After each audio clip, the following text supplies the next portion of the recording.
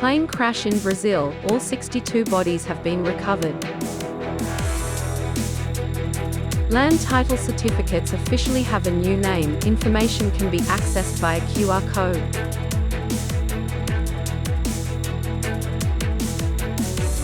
The lingering pains of Agent Orange. Hello everyone, you are watching today's news on NTV channel. My name is Đăng. Let's get started. Opinion polls indicate that U.S. Vice President Kamala Harris had increased her support by 4 points. She is now significantly ahead of former President Donald Trump in 3 key states, suggesting strong momentum for the Democratic Party as November elections approach. A survey conducted with nearly 2,000 potential voters shows that Ms. Harris is leading with a rate of 50% compared to 46% for Mr. Donald Trump in all 3 battleground states of Wisconsin, Pennsylvania, and Michigan. These 3 states had voted for Mr. Trump in the 2016 election, but by 2020, President Joe Biden had reversed the situation, though only by a narrow margin.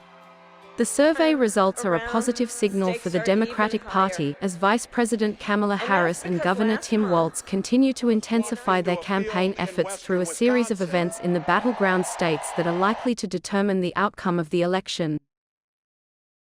Brazilian rescue teams has found bodies of 62 victims from the passenger plane that crashed into the residential area in the town of Enredo near São Paulo on August 9th, resulting in the loss of everyone on board. On August 10th, the bodies of most of the victims, consisting of 34 males and 28 females, were transported to the police morgue in São Paulo, Brazil for identification. The regional airline Vopass, the operator of the crashed aircraft, reported on August 9th that the plane was carrying 57 passengers and 4 crew members, but on August 10th, the company confirmed that there was 1 other missing passenger on the flight, bringing the total casualties to 62 people. The authorities are using information about seating positions, physical characteristics, documents, and personal belongings such as mobile phones to identify the victims. Relatives of the victims have been brought to São Paulo to provide DNA samples to assist in the identification of the remains. Meanwhile, the black box of the aircraft containing voice recordings and flight data is being analyzed to investigate the cause of the plane crash.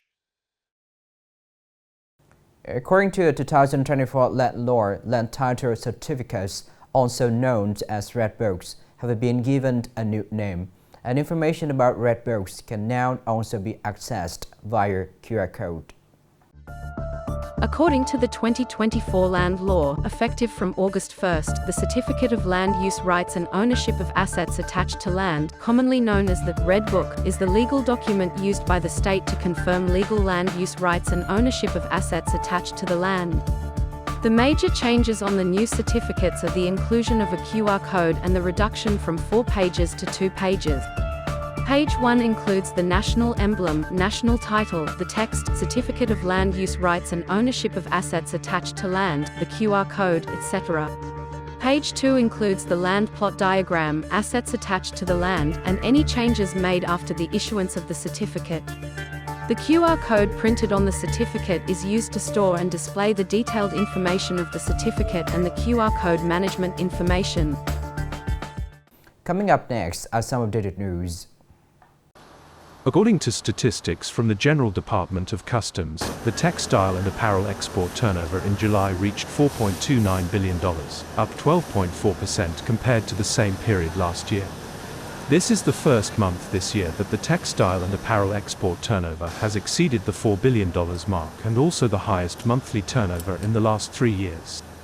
Currently, Vietnam exports textile and apparel products to 113 countries and territories, but the main export markets for Vietnam's textile and apparel industry are the US, EU, Japan, South Korea, and China. Last night on August 10th, Than Chung District organized a ceremony to announce the 555-year history of the Than Chung name and to commemorate the 94th anniversary of the traditional day of the Than Chung Party Committee and people. This is an event of great political significance, aimed at reviewing the historical traditions and great contributions of the Than Chung people in the process of building and developing their homeland and the country. Along with the general development of the country, Chung today has undergone great changes. The economy has grown quite well, the economic structure has shifted in the right direction, and the poverty rate has dropped sharply to 3.4%. Immediately following the ceremony was a 60-minute artistic program with the theme, 555 Years of Chung People and Land, which was elaborately staged and reenacted the heroic traditions, history, and culture of the Chung land and people.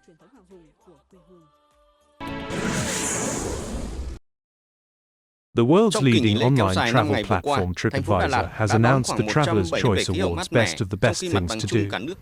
Among them, the Ninh Bình Boat and Bicycle Tour and the Waterfall Experience and Waterfall Tour in Đà Lạt were ranked among the 25 most attractive activities in the nature and outdoor category.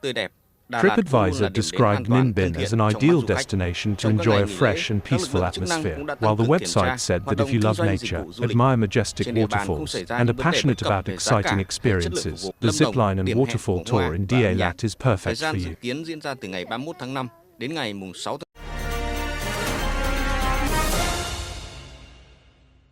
Over the years, with support from various levels of society and efforts of the victims themselves, Agent Orange victims have gradually improved their lives and overcome many challenges. However, the poverty rate among these victims remains high. Many still suffer from health problems caused by the war, which also affect the next generation. Despite the efforts, they are still waiting for verification and confirmation with no results yet. Mr. Dai Cao Trin, a resident of An Hoa Commune, Nguyen Lu District, Nghệ An Province. Mr. Trin participated in the Quang Tri battlefield from as early as 1968 and is currently receiving a 21% disability pension as a war veteran. Out of his 5 children, 2 have been affected by Agent Orange, including 1 grandchild who was born with disabilities. Mr. Trin himself also has poor health, needing to use crutches to move around for over 20 years now. Additionally, his house is in disrepair, but he cannot afford the necessary renovations.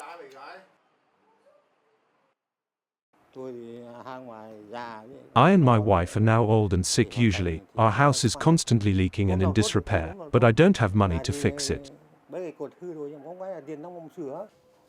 Mr. Ngo Quang Hong lives in a dilapidated, makeshift house passed down from his ancestors. He is a direct victim of Agent Orange exposure from the B battlefield.